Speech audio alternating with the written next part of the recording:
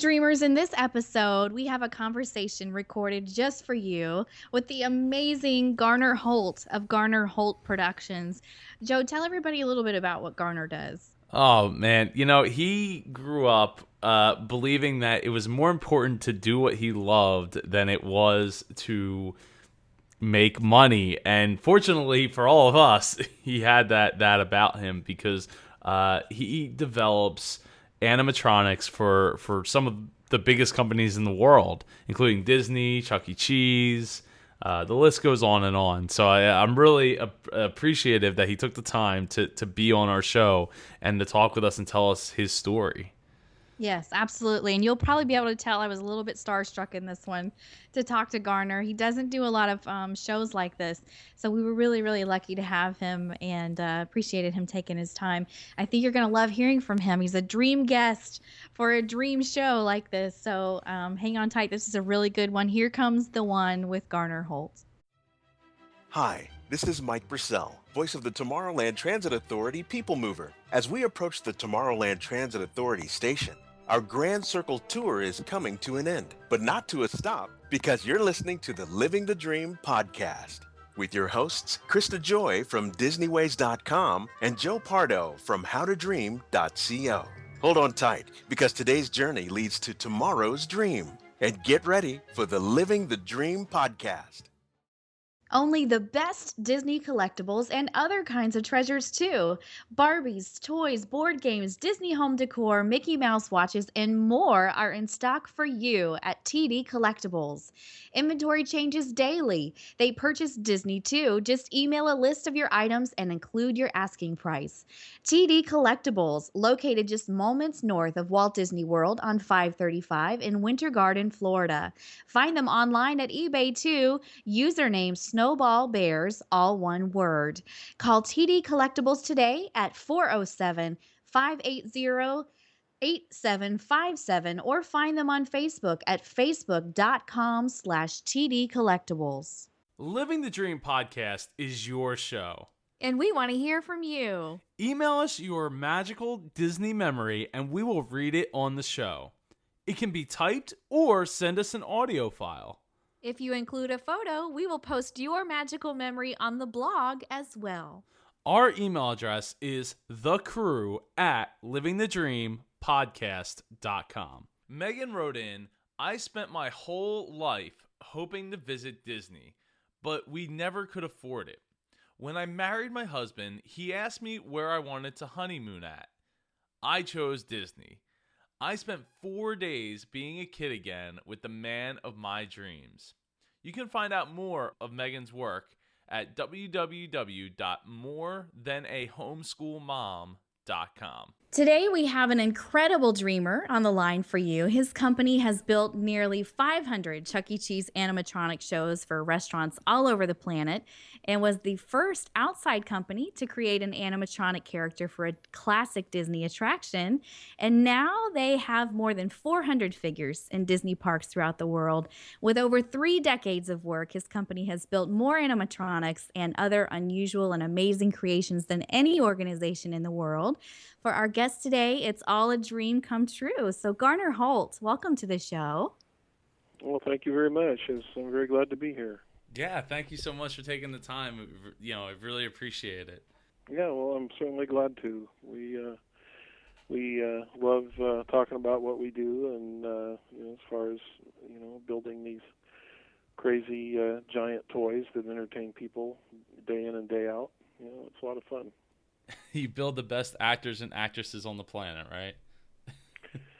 Well, we do, and it's nice to know that somewhere in the world at this moment, or actually many places throughout the world, the things that we have created here are entertaining, young and old alike. I mean, there are hundreds of Chuck E. Cheese restaurants and dozens of, attractions and theme parks and, or probably hundreds of those too, so it's nice to know that at this point, we're making people smile all over the world at any given moment. That's kind of cool. Well, you're making this guy smile right here, so that's something, right? Garner, I would love for you to go in a little bit more as to what Garner Holt Productions is also known for outside of Chuck E. Cheese and some Disney attractions, and I guess specifically which Disney attractions. Well, we Garner Holt Productions has been around for 38 years. As of about 4 days ago, one of my employees told me the other day. I incorporated in July of 1977 when I was in my parents' garage. I incorporated the state of California. I intended to build animatronics, and that was my dream to build animatronics. We've 38 years later, we're the largest company in the world that does what we do. We build animatronics and show systems and show action equipment and special effects and that type of thing, primarily for location-based entertainment. That's what we call it. That would be, museums, themed restaurants, themed retail, private residences, primarily theme parks, the largest theme parks all over the world. And and that's what we do now. That's kind of the brunt of our work here. Although we do build animatronics also for simulators for the military and that type of thing. We do a lot with the military with animatronics, believe it or not. So we have a lot of diverse outlets for the type of products we create. There's so much. There's just a huge variety to what you do. It's really, really cool. Can you tell everybody this story about how you caught this dream at a young age, how this all happened, and how your company came to be? Well, actually, I was born in 1960, and actually my family was all in the horse business. My dad was a racehorse trainer, and my uncles were rodeo cowboys and champion rodeo people, and my uncle had a bar and a rodeo bar and a roping bar, and so I grew up literally was thrown on the back of a horse until I was about 10 years old, and my parents dreamed of me becoming a veterinarian, because if you're in the horse business and your kid's a veterinarian, then you've kind of got everything, so it's really handy. And so but I was enthralled with monster movies and the Munsters on TV, and the Munsters had a fire-breathing dragon in their staircase, and I always thought, I loved things like that, monster movies and that. And I heard about the Haunted Mansion at Disneyland. My mom bought me a record at Kmart for the Haunted Mansion record, and I saw a little ditty on TV on the Disney, the wonderful World of Color that they used to have for Disney. And there's a thing where the Osmonds toured people through the Haunted Mansion at Disneyland. And I asked my parents, can you take me to this place? I just begged them. I ran in their bedroom screaming and said, I want to go to this haunted mansion. I just can't believe a place like that exists. And they took me to Disneyland. Biggest mistake they ever made. So I think on the way home, I leaned over the back seat and I told them, Mom, Dad, I'm not going to be a veterinarian. I'm going to build theme park rides like at Disneyland. I'm going to build a haunted mansion. And they're like, oh, yeah, sure you will. But here I am 38 years later, and we build haunted mansions now. So, I never looked back, never got on a horse again. So that was their big error, but they were ultimately very proud of, what I accomplished with moving into this business. Yeah. Yeah, I would imagine so. Second to being a veterinarian, obviously. The amount of work that you've done, and to know, and how old were you when you realized that this is what you were going to take as a path? I was 12 or 13 when that happened, what I just described, yeah. And, I started building little haunted houses in the backyard, and they started to grow, and eventually one of them one of the local malls here in San Bernardino caught wind of the haunted house that I did and asked me if I could do one for them. So I did one for that mall, and then it spread to other malls in Southern California. And then ultimately I started putting animation in them, and it started to, move forward from there. And, the rest is history. It started to grow off of basically a single card table in the garage, and till the point where I somehow leveraged the whole garage from my parents to the point where that was the original Garner Holt Productions, and it grew from that point. But I was about 14 when I started. No, I'm getting chills hearing the story. Do you still feel the same way about the story? Do you get chills about the idea that your story is similar to so many other people that grew up in this age? Because at the time, right? If my math is right and my dates are similar, I mean, you grew up in California, right? Hmm. So you were doing something that was similar to what other people were doing in California around the same time, like a Steve Jobs and Steve Wozniak. Well, ultimately, they chose paths that make a lot more money than I do. But I don't. I wouldn't necessarily say they're happier than I am because I'm so I'm like the happiest guy in the world. But I think that the point is that so many things started in the garage. Apple and Hewlett Packard and even Walt started in his uncle's garage. Walt Disney. So I don't put myself in their category, but it's amazing that how many things come from the garage. It's just it's incredible. Well, you give the the world, as I was about to use a Muppets joke, the world, what, the laughter is the third greatest gift to the world Hmm. after children and I forget what the first one was. Yeah, well, I know your point. I think that it's to be able to entertain. I've always been a frustrated entertainer. I tried everything when I was in my teens, and I worked in the theater, and I worked in civic light opera, that type of thing, and I couldn't sing and I couldn't dance, and I really wanted to perform, and I really wanted to be in front of people, and I ended up being behind the scenes doing lighting and sound and things like that. And that's kind of how I learned a little bit about the business, but ultimately I practically felt like I was out there on stage with those people, and going to Disneyland and seeing people ride through attractions or sit in front of Mr. Lincoln at Disneyland, and he'd stand up and give a speech, and people, I'd watch the audience, and people would be in tears, and it's like, well, they're watching this robot, and they're crying because of the nature of what they're hearing and how patriotic it is and everything else. And I thought, wow, if I can't be a performer, I'm going to figure out how to create the performers, So that's kind of where I went with it. Yeah, you're the ability to figure out how to take what you're good at and turn it into something else, even if it's not what you originally set out, is quite an accomplishment. Even if it winds up not being successful. Hmm. I'm curious though as to how much you had to do to market the idea that you were building these I guess pretty primitive animatronics at the time when you were growing up.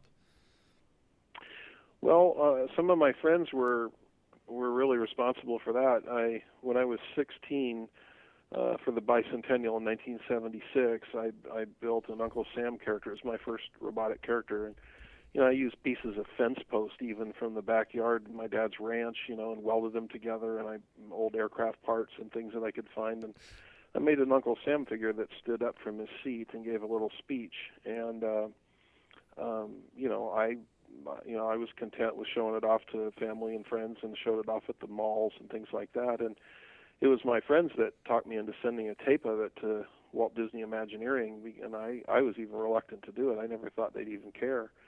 And so I just blindly took a VHS of it that, thanks to my video class in high school, and sent it off blindly to Imagineering. And one day I was shocked. My grandmother walks in my bedroom and says, "Garner, there's somebody on the phone from Walt Disney." And I answered the phone, and they said, "Well, we'd like to send a few engineers out to see your Uncle Sam." And I about fell out of my chair, and so, a couple of weeks later, here they stand in the living room, and my mom's giving them milk and cookies, and they're walking into the garage looking at my animatronic figure. And that actually started the beginning of a relationship with the Walt Disney Company that ultimately, led to my involvement with that company. And so it was, just kind of a blind chance that they were interested in what they saw that I had created. Now, did you think much of what you were creating, or were you just like, yeah, this is simple? Because I know, like, when I'm creating things or doing creative things, like, I don't think much of it, but I know that other people do, and it still boggles my mind that it's like, I understand it, but they can't understand it. So it's like almost like magic. Well, I feel the same way in the sense that, I would create something. I was never satisfied with it. I mean, I'd create it and think, oh, like, I know I could do better than this. Everybody'd say, oh, that's great. No, that's amazing, everything. And I'd be almost embarrassed to show it because it wasn't, I kept thinking, I got to make it better. I got to make it better. And that's what I always strive to do is, and I still do that to this day. I don't think I'm ever satisfied with anything. I mean, we make the best things that we can, and we provide things for clients and make them happy, but I'm never happy with the end result. I always think if I had more time and more funds, I can make it better than this. I just always want to strive to make it better. And I think that's the way. I feel it's a good attitude to have. I mean, I think people should always want to do more and better for their clients. And my goal in business is always, and one of the business traits or things that we go by here is that I've always said from day one, I always give more to my clients than they pay for. It's my goal to always give a little extra, always surprise them with something, more than they've actually paid for, and that's like money in the bank, because once you do that, they never go to anybody else. They always turn around and come back Yes. because they know they're going to get more than they paid for. Mm-hmm. I Sound like a love drug that. dealer.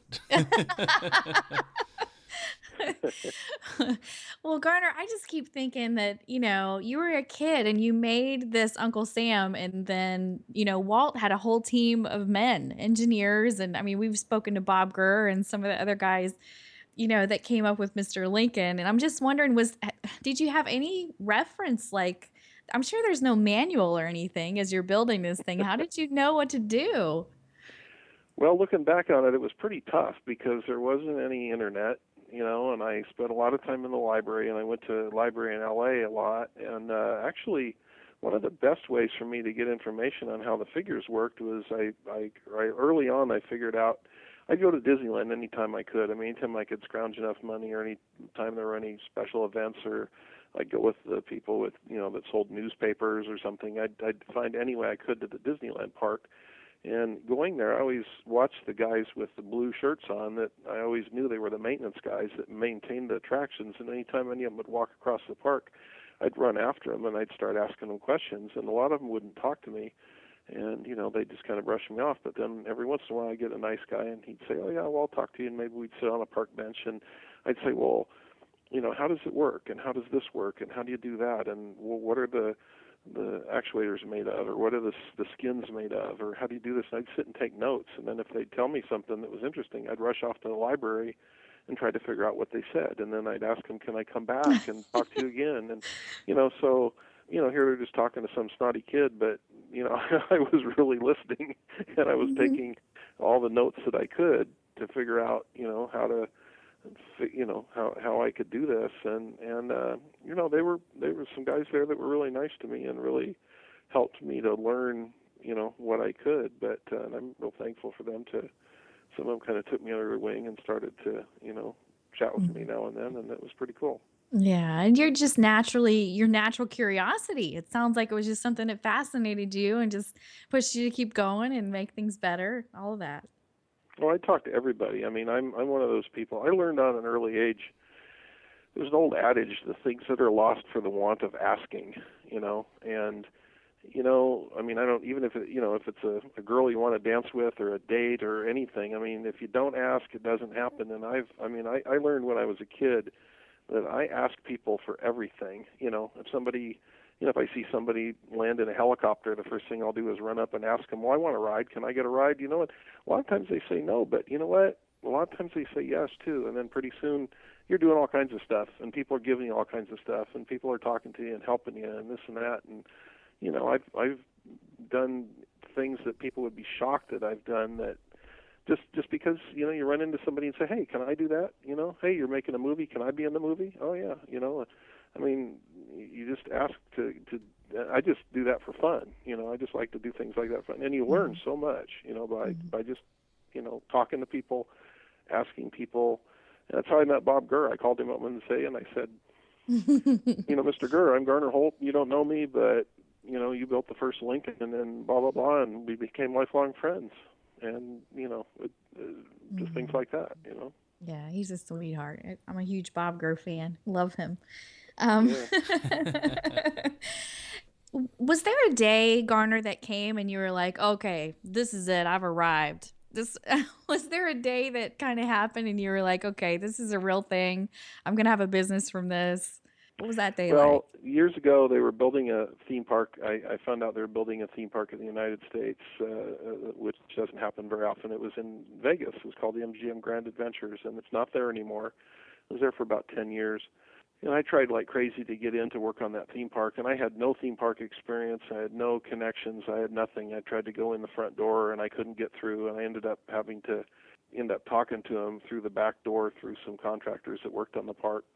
And eventually I got the attention of the person running the park, which was Fred Benninger, the chairman of the board of MGM Grand. And, here I'm still this snotty kid, and I got to sit in front of the chairman of the board of MGM and tell him what I could do for him. And I talked him into hiring us to do the largest ride in the park, which were all the figures and special effects and everything for the largest ride in the park. And I didn't have any employees at the time. I'd never done a theme park job, and all of a sudden I have this job to build this theme park ride in 6 months, and I didn't have any experience. I didn't have any history, and I talked myself into or talked him into doing this, and I had a bunch of friends waiting for me outside in a pickup truck. After when I came out of his office and I was looking down at the ground, so dejected looking, they thought that I hadn't gotten the job, and actually I did get the job, and I was so scared that what I had just achieved that it was like, well, how am I going to pull this off? And so I hired everybody I knew and my friends and everything else that I could, and we worked day and night, and we got the job done. But it was like, wow, I'm building a theme park ride. It was like, this is what I always dreamed of doing, and this is my first one.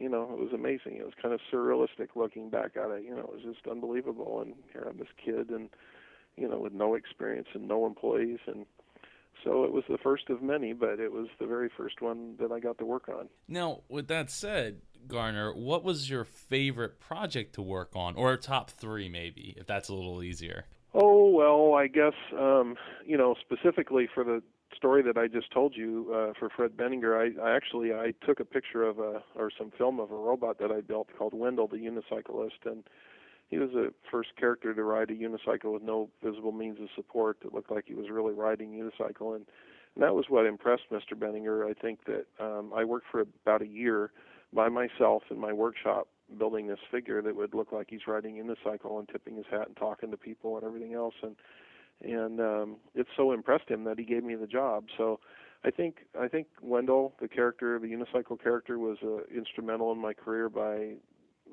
people seeing it and being amazed by it, and even Disney had called me and asked me how it worked. So I was really excited about the doors that Wendell opened for me. And then Jack Skellington was an important one because doing the Haunted Mansion holiday for Disneyland, which was for the Haunted Mansion itself. So fast forward from the days that I dreamed of the Haunted Mansion, and here I am redoing the whole Haunted Mansion with a plan that Disney had to develop it into the Nightmare Before Christmas show. And here I was putting a high-end animatronic Jack Skellington figure in the Haunted Mansion, and that was the first time that anybody outside of Disney had ever put a figure in a classic Disney ride. And here it was the Haunted Mansion, and then that harks back to my dreams of the Haunted Mansion, so it came full circle. And that was a pretty amazing thing, and that really was the beginnings of some major things with Disney. We built that show for Tokyo, and then I got to do Monsters Inc. for Tokyo and Disneyland out here, and then it led to the Mermaid Ride for Tokyo, and then for Orlando, and then here, and we worked on Space Mountains. I did 4 Buzz Lightyear rides. I did Nemo. I did 12 of the Cars and the Cars attraction. We just did the Matterhorn character. I worked on Jungle Cruises. We just did a new Elephant Jungle Cruise. I've done Tiki Birds for the Tiki Room, Alice in Wonderland, just countless attractions in the parks. We've just done all kinds of stuff, hundreds of figures in all of the Disney parks worldwide, and that's really exciting. It's incredible. And I have a feeling you might be working on some things you're not allowed to tell us about. Is that right? That's true. I We are. figured, They're but putting a big park in China right now, and that's something that we're working on. And we've got, we've got a lot of exciting things that we're not allowed to mention, but eventually will come out. But the last thing that we were able to talk about was the snowmen in the Matterhorn, which are really cool. Those were some iconic. That was an iconic piece there, and we were glad to put the new version of him in there, which is pretty advanced character. He's really cool. Garner, I was curious when you told the story about Wendell. You had to work by yourself to prove yourself. You had to work for a year to make a thing that no one else could make. Mm-hmm. That's crazy. How exactly did, like, I guess just a quick overview of how Wendell worked, where it didn't appear that he had any support. Well, you can see him on the internet. If you look up Wendell the Unicyclist or Garner Holt and Wendell or Unicycle Rider or whatever, you can see him like on YouTube and that if you want to see him. But it was a trick. It was kind of a animatronic magic trick in a sense, and it was a very complex machine. And I had to basically figure it out on my dining room table. But I mean, we basically I had to. In the years that I built that thing back in the early 80s and, through mid 80s, I lived in the shop. I slept on the floor. It wasn't easy. I didn't have any employees. I couldn't afford any employees. I had to do it all myself. I sculpted it and did all the plastics and mechanical and, got a lot of the components for it at the swap meet. I practically lived at the swap meets. So, I didn't have a lot of money and I had to scrounge and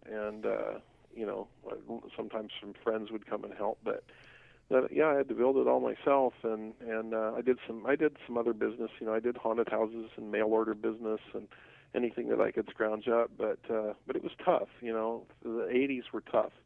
I basically was living my dream outside the house in my own little shop, but it was tough. I had to practically live there and eat cheap and do things that people do when they're struggling in a struggling business. But I just never would give up. There's just nothing that could make me give up. I mean, I think that's probably the most best trait that I have is just never giving up. I'd agree. Was your parents chasing you the whole time to go be a veterinarian? Oh no. They gave up long before that. Oh, okay. They looked at me one day and said, well, because I was fanatic about what I was doing. I mean, I've had such tunnel vision all my life about this, and I talk to kids in colleges and that type of thing all the time, entrepreneurs and that, and budding entrepreneurs, and I always tell them, I love what I do so much that I work 12 or 14 hours a day here at work, and then I'll go off and eat dinner someplace, and I'll be sitting in a restaurant that I frequent, and servers will come up to me and say, why do you have all your papers here, it's 12 midnight, why are you working, don't you ever relax? And then my canned answer to that is, I've never worked a day in my life. I don't work. I build giant toys that entertain people. I've never worked a day in my life, and that's one of the things that I try to get across to people that wanted to have businesses, and that is, so many people love the idea of making money, and they don't care what they do, or they don't care whether they're unhappy or not, as long as they're making money. And I don't care about making money. I just want to be happy. I want to build things that entertain, and I could live on noodles the rest of my life if I'm, as long as I'm having a good time and doing what I love to do, and that's what excites me, is just doing something that makes me happy. Me too. Oh, here. I feel the same way. I'm happy being poor. If I can keep doing what I'm doing, that's all that matters. Um, It's easy for her to say. She lives outside Disney World. right. She doesn't have to travel to it. As long as I can afford my annual pass, I'm good. Yeah, well, there you go. I've seen a lot of videos of Wendell at trade shows. Does he still travel with you, or do you have an updated Wendell? Or Yeah, every once in a while we get him out of mothballs and show him off. I mean, he's kind of, we'll take him with us, and it was something. He's kind of a antique at this point, but I still like him, and we still like to show him off now and then. We yeah, generally I You would know, every imagine. once in a while we'll have him running at the shop here when somebody comes over and they'll take a look at him. You know. He's an icon. You can't ever let him go. I mean, he was the turning Yeah, no, point, you know? I'm sure it's he's very opened a lot of doors sentimental. for me. Yeah. Yeah, absolutely.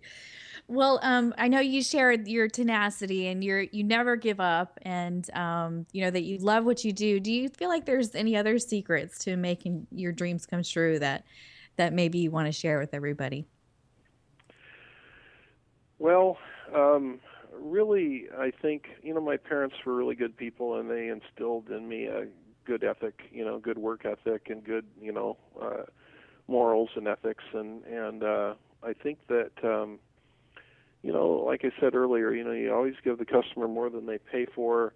You know, you do the best job. You treat them like whatever. If there's any problem or something is wrong, you know, you service it well. You provide them good service. And you know, everybody says that, you know, but it's just like everything you hear. You know, it's the proof is in the action. You know, it's like everybody says, oh, we do the best service, you know, the best quality, and all of that stuff. Well, you know, the customer will weed that out fast, and when they find out you really do have the best service and the best quality, they won't go anywhere else. They'll continue to come back.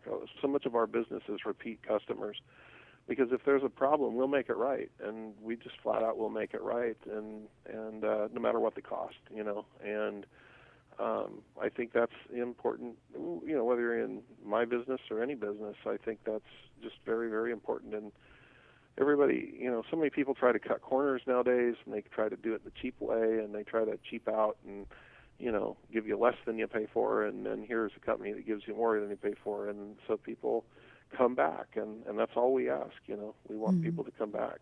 So, and they do over and over, and that's what makes the business tick. Yeah, that's Yeah, never going to go out of style. well, Go Yeah, it ahead, Joe. shouldn't. Yeah. yeah, You know, the one of the big things though is, I mean, the amount of customers that, you know, a company like yours could have. So you got to be hmm able to provide and then go above and beyond that, because not every person is going to go to Amazon to buy an animatronic that you guys built. Well, yeah, that's true, and you know, the experience is important too. You know, because we do a good job. We've been around for so many years, and I have such experienced staff. I mean, I've got this incredible staff of people. A lot of them are former Disney people, and you know, we have combined hundreds and hundreds of years of experience building animatronics. You know, if you add all of the, you know, histories of all of my people together, and nobody in the world has that. And it's because I keep my people, you know, here. I don't finish a big job and lay off everybody, and then, I mean, I keep my people here, and some have been here, you know, 25 years, and you know, we just keep building on experience. We don't, you know, I don't let it get away. I just have these people keep learning, keep getting better and better at what they do. And you know, when customers come to us, they figure out, you know, how good we are at what we do. They don't want to go anywhere else because they trust us. They don't want that risk factor. It's too risky to go somewhere else. And when you have somebody that knows so much about what they're doing, so you know, that's how you put a business together. You know, you keep your good people, and you know, you do a good job, and support your product. And you know, I think that's the key to make you know, success. Garner, with that said, what do you believe that your legacy will be? Um, well, I don't know. I just, you know, you know, I guess as an individual, I just hope that, you know, people can, you know, will look back at this someday and say this was a great company, and you know, that we were forerunners in bringing really high quality animatronics to, you know, the entertainment industry. We build a lot of product that we have some cutting edge things. We've done a lot of really unusual and unique, you know, kind of push the envelope type thing. And I want people to look back and say that this has been a great company, and a good company, and something that, you know, I mean, that would be something that I would be proud of, to have say that they, you know, that we were successful and they had a good results from, you know, from us for the products that they wanted and all of that. You know, I have some things up my sleeve right now that we're working on that are kind of groundbreaking as far as animatronics is concerned. I mean, we're not totally unlimited in time and funding and things like that. We'd love to get a few things off the ground. I think that would kind of really shake everybody up, that we're pretty amazing. But to do that kind of research development, it takes a lot of time and a lot of support and funding. But ultimately they'll get done. I've got a couple projects that are in the works right now. I think it'll be pretty amazing when they get complete. Just to show off the pushing of technology. So that would be cool to bring some of those out and kind of shake everybody up a little bit. Definitely looking forward to it. Yeah, I would imagine cool to you is going to be like mind-blowing to the rest of us out It's kind here. of the modern Wendel's, though. That's what I'm trying to create, the Wow. modern version of Wendell, and yeah, it's kind of exciting. There's some neat things out there. I wish I had more time. We have so many projects in the house here. We're getting so swamped that but it's fun. We're building projects and working on things all over the world right now, and we've worked in 34 different countries, and we're adding some. Well, this year we added the Netherlands. Did a project in the Netherlands, so we're continually adding to our roster of countries that we've worked in.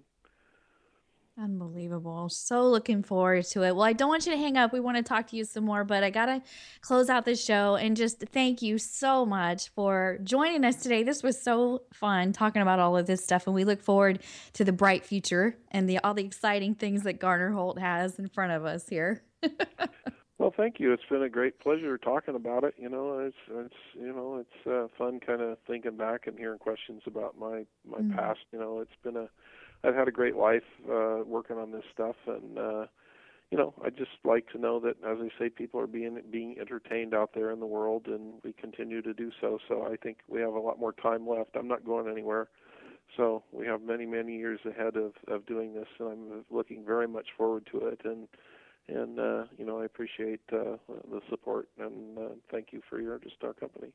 Oh, it's our pleasure. Thank you, everybody, for tuning in. And just remember, this journey is yours, so enjoy each and every step. Thank you for listening to today's episode of Living the Dream podcast. We know there's a lot of great shows out there that you could be listening to, and we appreciate you taking the time to tune into ours. Remember to check us out online at livingthedreampodcast.com.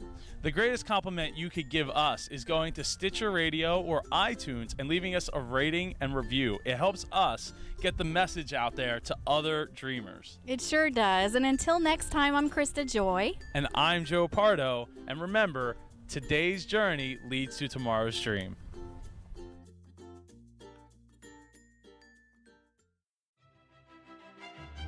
If you can dream it, Mad Hatter Adventures can help make it happen. Mad Hatter Adventures specializes in everything from family trips, corporate travel, and last-minute getaways. Let Mad Hatter Adventures take the stress out of planning your trip and help save you money. There's no charge for their services, and they specialize in Disney vacations. Visit madhatteradv.com or give them a call at 1-844-M-HATTER today to find out more. Make all your travel dreams come true by calling 1-844-M-HATTER.